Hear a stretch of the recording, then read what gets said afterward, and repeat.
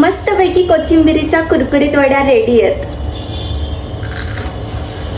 तर या व्लॉगमध्ये मी कोथिंबिरीच्या वडीची रेसिपी शेअर करतेय। तर कोथिंबीर छान मस्तपैकी धुवून घ्यायची आणि एकदम बारीक चिरून घ्यायची आहे।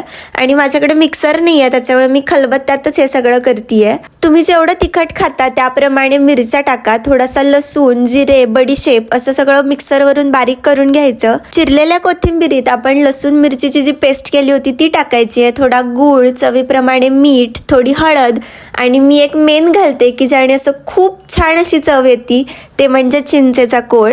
चिंचही घातली तरी चालते। थोडेसे पांढरे तीळ असतील तर ते पण टाका आणि कोथिंबीरमध्ये जेवढं बेसन पीठ बसेल तेवढंच टाकायचे, पाणी न टाकता।